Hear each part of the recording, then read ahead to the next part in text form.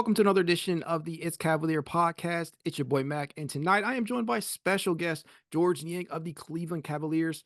What's up, man? How are you? I'm doing good. How are you doing? I'm good, man. Heading into All-Star break, right? I get a little bit of a break from the action, just like you guys, just from a different perspective. Honestly, like I was telling you just before I pressed record here, you are the first current Cavalier I've had the opportunity to sit down with. So if I'm a little over the top, you'll have to forgive me. Just wanted to throw that out there. Kind of a bucket list item for me. So thanks again for joining the show. Yeah, absolutely, absolutely. Glad you wanted to have me on. All right, with that out of the way, man, I know you and the Cavs are heading into the All-Star break and deserve some much needed time off. So I'm gonna get right into it if you don't mind. I got some tough questions, some of them good, some of them bad, I suppose. So I'm gonna go ahead and reel off with them. Um, Number one, why Cleveland? Now, I know you've spoken about this a lot before prior to the start of the season. But for our viewers out there that may not have quite heard or seen you articulate that, why the Cavaliers? What made you choose Cleveland of all places? Because we are not Yeah, exactly a free agent destination. I think that's where you're kind of wrong, with, for free agents. I mean, for for guys that, want to be a part of something special, this place has a ton of potential, right? You look at the young core that we have with Darius, Evan, um, even JA and, Donovan to a certain extent. Why wouldn't, a guy that's, an older veteran want to come be a part of that? And then on top of that, you have a gritty city, a blue collar city that has fans just like yourself that are super passionate and they care. And that's the biggest part is when we put a lot of work outside of those lines to be the best that we can be night in and night out. And you certainly want to be appreciated. And Rocket Mortgage has been on fire uh, this whole year. I mean, it's been unbelievable the support that we've gotten, even with guys missing. On random Monday nights after holidays. It's been phenomenal. And Cleveland, people try to give Cleveland a bad rap. They Yes, really I know do. it's cloud. I know it's cloudy, and yes, I know in January we didn't see the sun, but two times. But it's an amazing sports city, and once you get a chance to live there and be there, I mean, it is a destination. I know it's not like LA or like Miami, but it has its perks and the positive aspects of why Cleveland's such a great city. That's something that you love to hear from somebody like in your position who came in as a free agent, right? Like I'm sure you had other offers to choose from and whatnot. And the fact that you view Cleveland that way and you saw that as the best fit, that's cool to hear, man. I really do appreciate that. Uh, Next question. I'm not sure if you're aware of this or not. I'm sure you are. I'm sure people point this out to you every now and then. But you and Max Strus are among the NBA's leader in technical fouls drawn so far this season. Max has 9, which places him at 4th in the Eastern Conference, and you yourself have 7, which you're right Yeah. up there. So you play with such a fiery and loud passion to you. It's one of the things that I most enjoy about watching you play out there, honestly. And it's something that I've enjoyed seeing you bring to this Cavaliers team because frankly, I just felt like there were certain points last year where we just didn't have that. Like it was you had certain guys where you could see it come out and seep out at certain moments of the season, but you play with a lot of passion out there. Where does that come from? And do you feel like you've always played with such a passion and is there a proverbial chip on your shoulder or something? Yeah, I mean, I've played that way, my whole career. I mean, you've probably just followed the Cavs the whole time, but my whole career, that's, how I've played.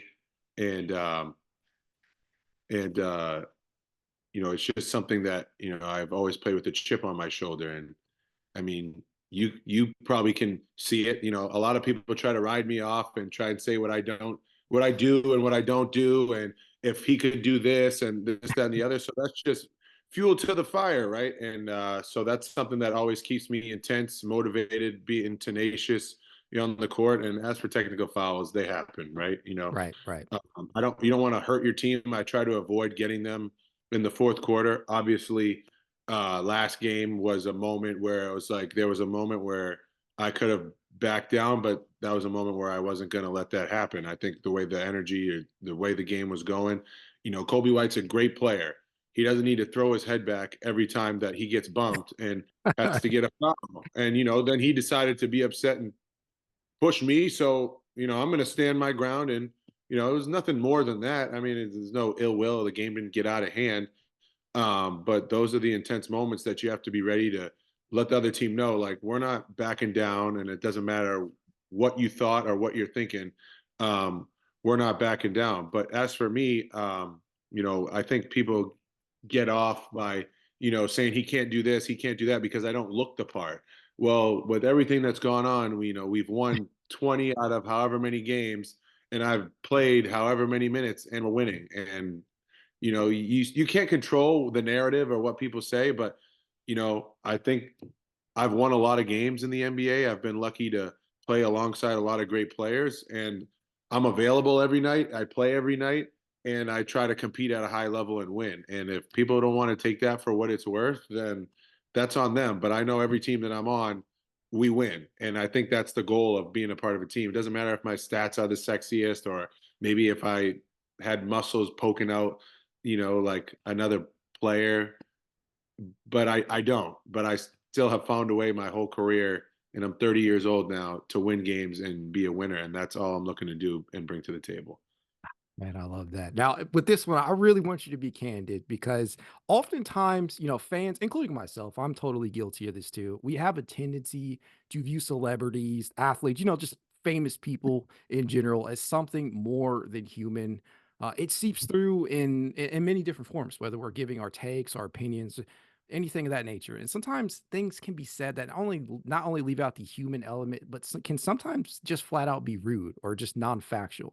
As a professional athlete, how much of an impact does social media and the things that are said about you on said social media platforms have on you during the duration of a season? Like, do you take it seriously, and can it be a motivational tool?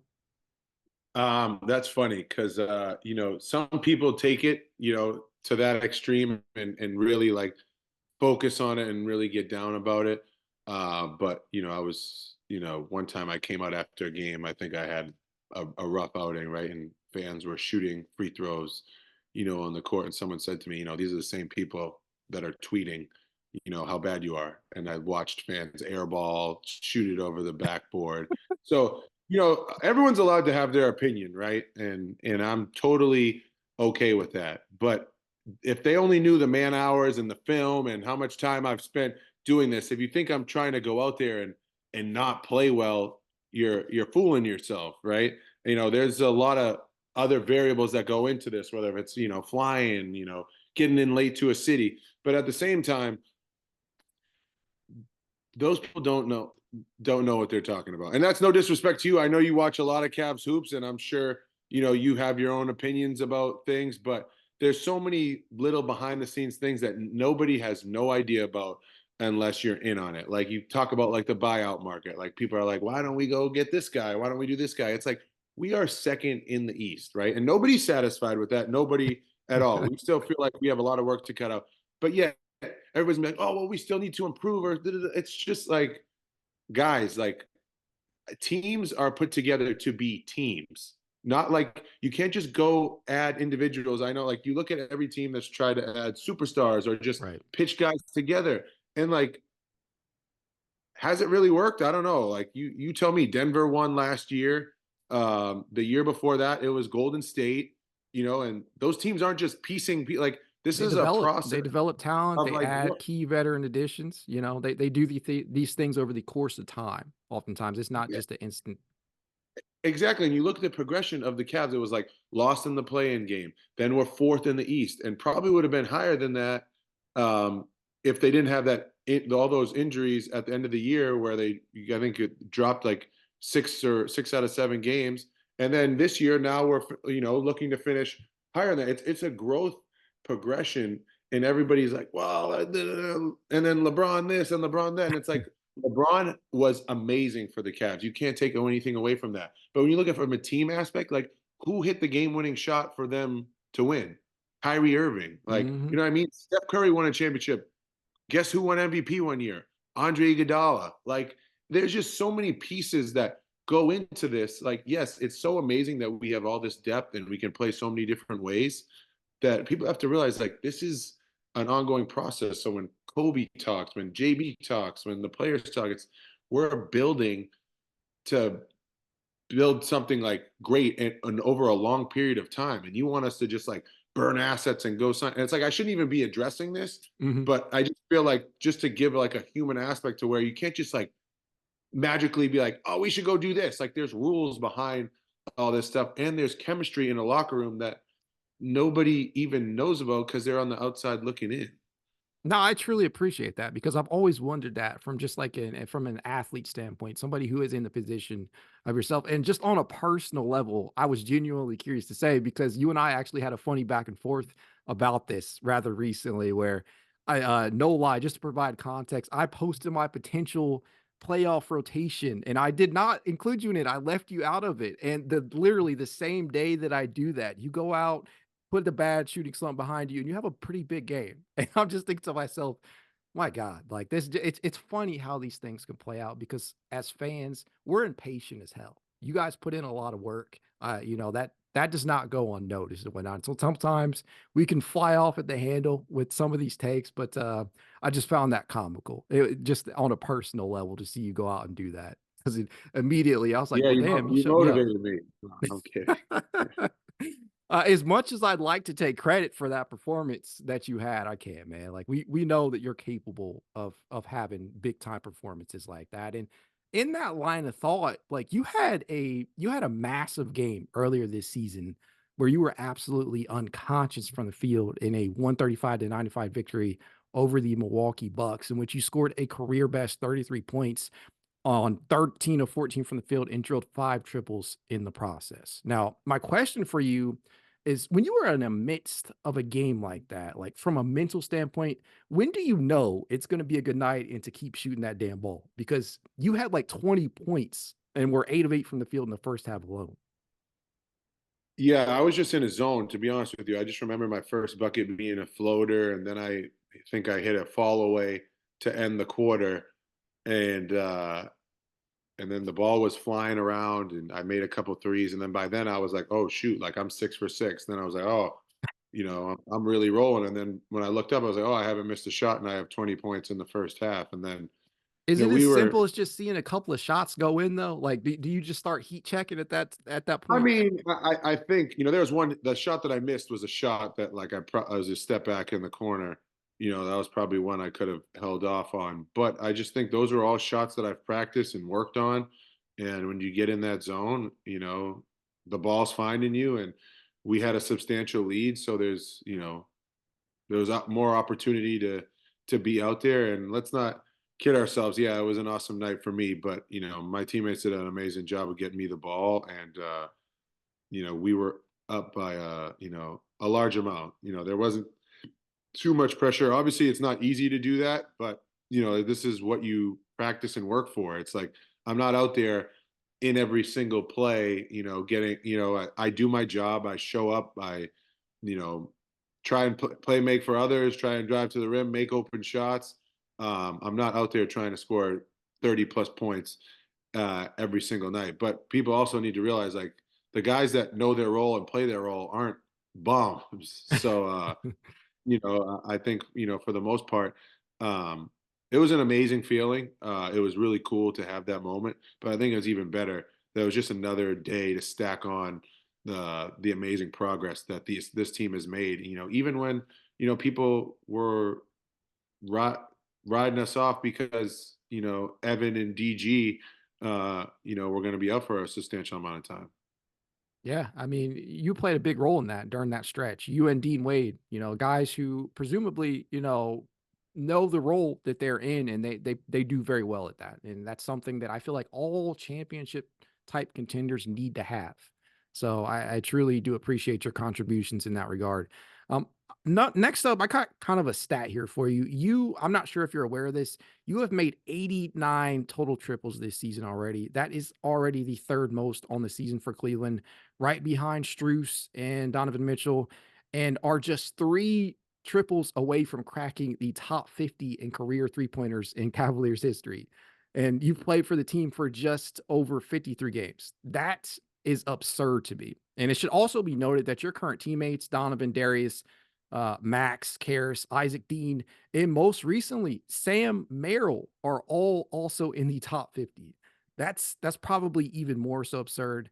Now, just to provide a little bit of clarity here, the Cleveland Cavaliers as a franchise have been around for over 53 plus years and have seen some of the most talented players ever suit up for them, whether it be LeBron, Kyrie Irving, Mark Price, Brad Daugherty, Kevin Love, Donovan Mitchell, and so on and so forth.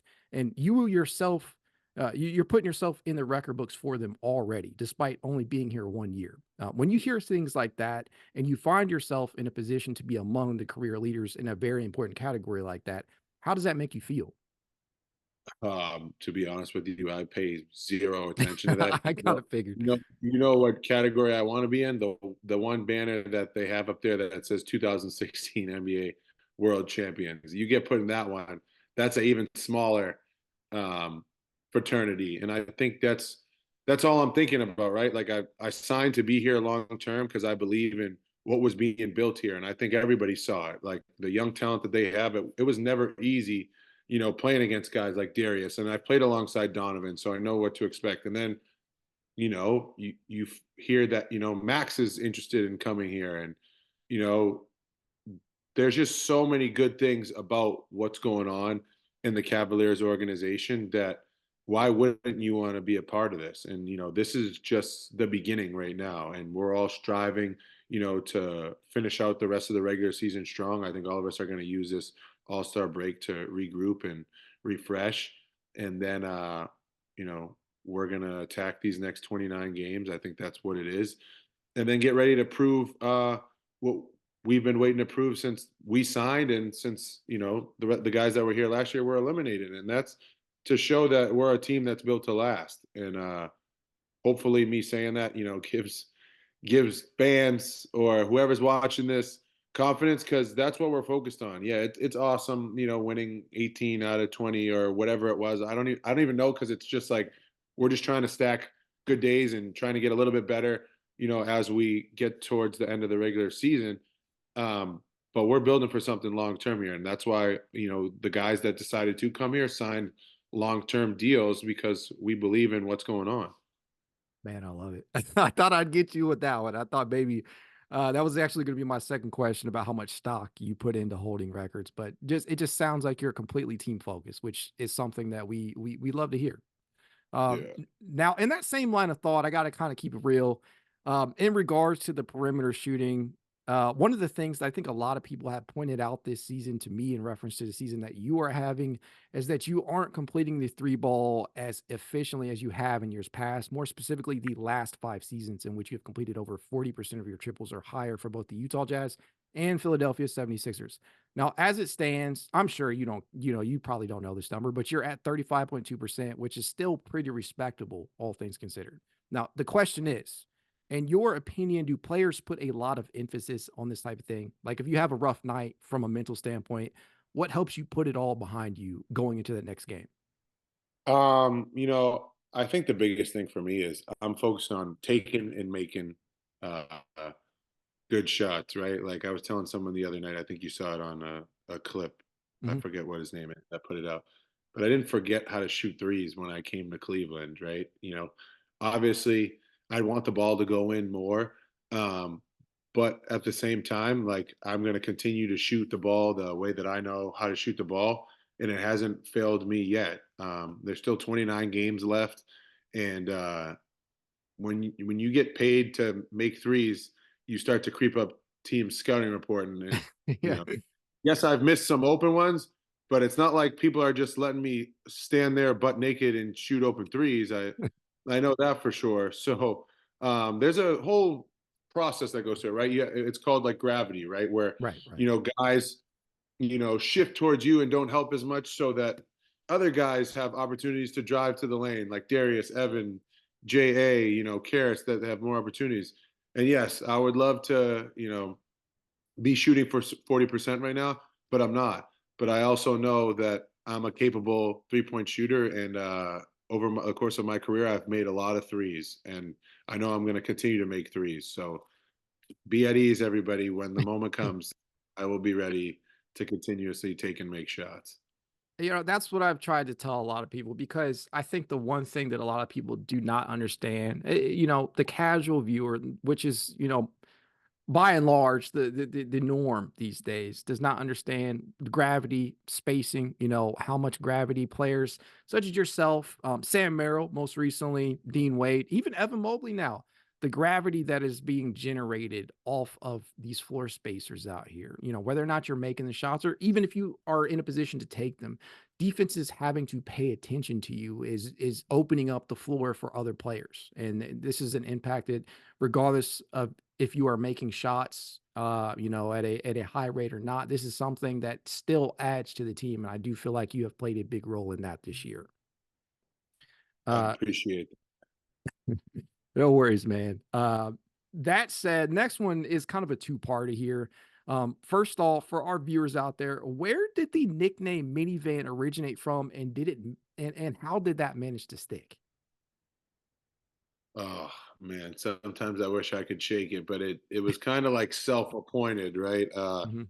I think I've told the story a couple of times. When I was in Utah, I had an opportunity to like go in garbage time and have a dunk, and I like grossly like touched the rim and like laid the ball up, and Joe Ingles got to back to the locker room, was like, "What the heck was that?" And I was like, "Listen, I know you guys are like Ferrari engines out there. I'm more like a minivan. I need a couple laps around the block before I get to top speed."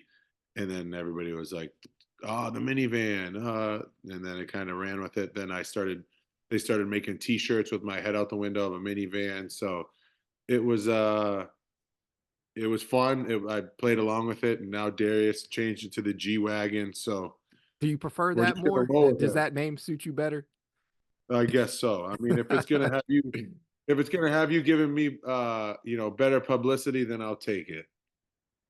I'll live with that. I'll live with that. I always wondered that. And so last but not least, the question I have for you is that, you guys, you're sitting at 36 and 17 on the season, which is good enough for second in the East and fourth best, if I'm not mistaken, in the NBA in general. Now, you weren't here obviously last season, but I'm sure you're aware and or have seen the way that the national media covers the Cavs. And because of last season's playoff collapse, many national pundits refuse to give the Cavs the respect that, in my opinion, they deserve. Many fans honestly believe that they have to make it to a certain point in the postseason for this particular season to be considered a success. So, with that in mind, what would constitute a successful finish to the season for you? I mean, I think every player goes in with this successful season being we win a championship. I mean, that would be the only way where I would see it as being successful. I mean, what are we playing for? Just to make it to the playoff? I mean, I think that's how all of us think. I mean, Max came from a team that had been to the finals, and I came from a team that made it to the second round. I didn't think that last year was a successful season.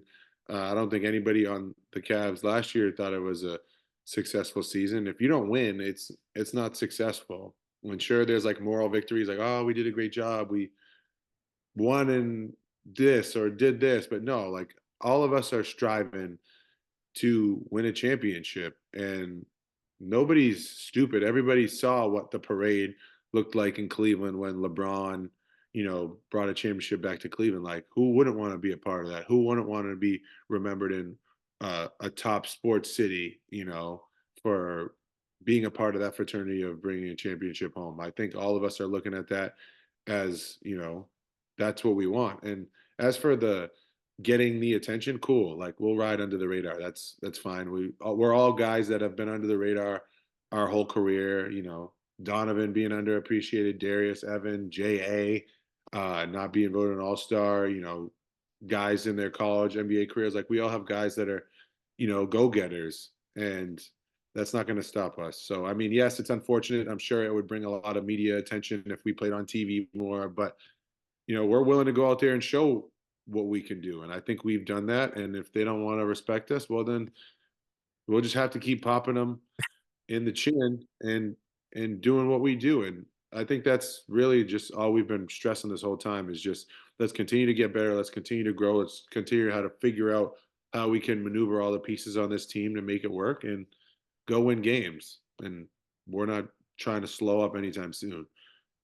Fair enough, man. I lied. I got one more for you. Do you believe, just based off the season that Donovan Mitchell has been having, do you think he should be in the MVP race?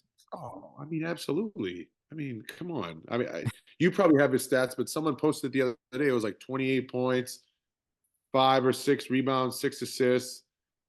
I don't know what he's shooting from three, but he's had been on a tear. Yeah. I mean, and Yeah. he's been phenomenal. And we're the second team in the East, fourth overall in the NBA, and we're just going to look past that.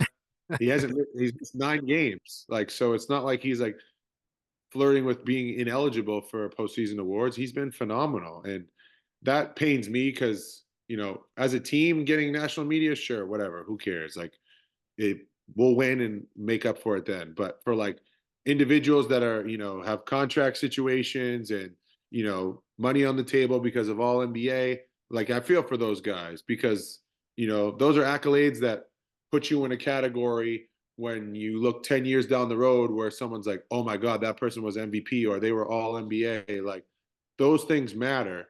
And I think it's, obviously I'm a firm believer he's going to be all NBA. I think everybody, Yeah. can attest to that. But, MVP kind of puts you in a whole nother category and he deserves it because the kid works and he's worked since the day I met him. He's diligent. He's a pro's pro, shows up every day, is a leader, and does the right thing. And that's all you can ask out of someone, that has a lot of weight on his shoulders and is able to handle it all and continue to bring guys along with him uh, to help win games.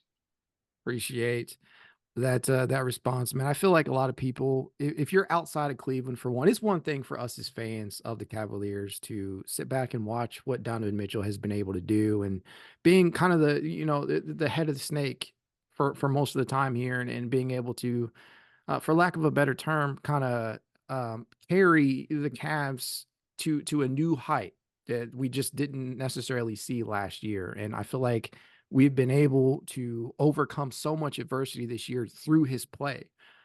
Make no mistake, it's not just Donovan. Everybody has played their role, but I feel like Donovan has just he's taken his game to a next step this year. And I feel like he probably won't end up getting the MVP love that he deserves. But at the end of the day, I'm sure he'd probably be the first person to tell you that as long as he wins, as long as the Cavaliers win, as long as you guys win, he can live with that. So I do appreciate that response, man. Yes, sir.